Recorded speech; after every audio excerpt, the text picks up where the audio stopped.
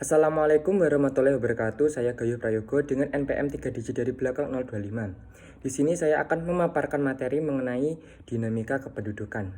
Menurut Bappenas 2013, dinamika penduduk merupakan kondisi di saat struktur penduduk, jumlah dan persebarannya mengalami perubahan akibat terjadinya proses demografi, yaitu kelahiran, kematian, dan perpindahan. Menurut Lucas, Donald and Young, pertumbuhan penduduk dipengaruhi oleh 3 elemen utama, yaitu fertilitas atau kelahiran, mortalitas atau kematian, dan migrasi. Di mana fertilitas memberikan pengaruh positif terhadap laju pertumbuhan penduduk atau menambah jumlah penduduk, sedangkan tingkat mortalitas memberikan pengaruh negatif atau faktor pengurang terhadap laju pertumbuhan penduduk. Di mana dan migrasi penduduk yang telah mencapai pendidikan tersier mungkin akan meninggalkan negara dan menggunakan keterampilan dan kecerdasan mereka untuk membantu pengembangan negara lain yang berdampak terhadap penurunan perekonomian di suatu negara. Faktor-faktor yang mempengaruhi dinamika penduduk. Yang pertama tadi kan ada kelahiran atau fertilitas. Nah, fertilitas ini berhubungan dengan kelahiran penduduk yang menyangkut jumlah bayi yang lahir hidup.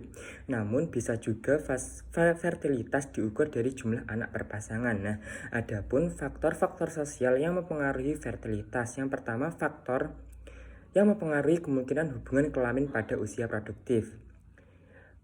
Umur memulai hubungan kelamin, selibat permanen maksudnya itu proporsi perempuan yang tidak pernah mengadakan hubungan kelamin, lamanya masa reproduksi yang hilang. Nah, biasanya ini disebabkan karena perceraian, perpisahan, atau ditinggal pergi oleh suaminya. Lalu ada abstinensi sukarela, abstinensi karena terpaksa. Nah, abstinensi karena terpaksa ini biasanya seperti impotensi, sakit, mungkin bisa berpisah sementara yang tidak dapat dihindari, dan frekuensi hubungan seks. Lalu ada faktor-faktor yang mempengaruhi kemungkinan konsepsi. Nah, karena adanya kesuburan dan kemandulan biologis yang disengaja, menggunakan atau tidak menggunakan alat-alat kontrasepsi baik dengan cara kimiawi dan cara mekanis atau cara-cara lain, dan kesuburan atau kemandulan yang dipengaruhi oleh faktor-faktor yang disengaja. Nah, misalnya ini seperti sterilisasi.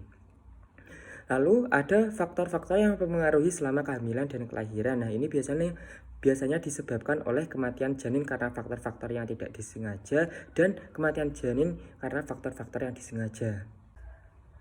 Lalu yang kedua ada kematian atau mortalitas. Nah, mortalitas berkaitan erat dengan tingkat kematian penduduk yang ada pada suatu daerah atau wilayah. Tidak semua kejadian kematian dicatat dalam demografi seperti jumlah keguguran dan stillbirth tidak terhitung sebagai surat kematian. Nah, teman-teman, adapun sumber data mortalitas yaitu registrasi. Nah, apabila sistem registrasi ini bekerja dengan baik, maka registrasi merupakan sumber data kematian yang ideal. Dalam registrasi, kejadian kematian dilaporkan dan dicatat segera setelah peristiwa kematian tersebut terjadi.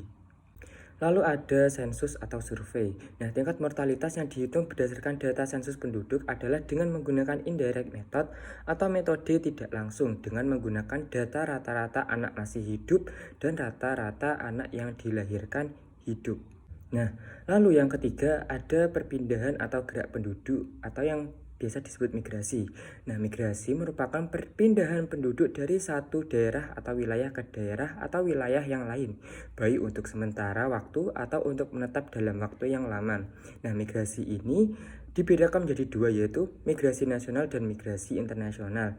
Migrasi nasional merupakan perpindahan penduduk dari satu daerah ke daerah yang lain dalam suatu negara, sedangkan migrasi internasional merupakan perpindahan penduduk dari satu negara ke negara yang lain. Dalam perhitungan perubahan jumlah penduduk atau balancing question, persamaan keseimbangan dinyatakan dengan P1 ditambah dalam kurung B min D tutup kurung ditambah buka kurung I min E tutup kurung sama dengan P2. Nah, P1 itu merupakan penduduk waktu 1 atau awal, sedangkan P2 itu merupakan penduduk waktu 2 atau akhir. Nah, B itu diartikan sebagai kelahiran, D kematian, I imigrasi masuk, dan E emigrasi atau emigrasi keluar. Itu tadi materi yang bisa saya paparkan. Kurang lebihnya saya mohon maaf. Wassalamualaikum warahmatullahi wabarakatuh.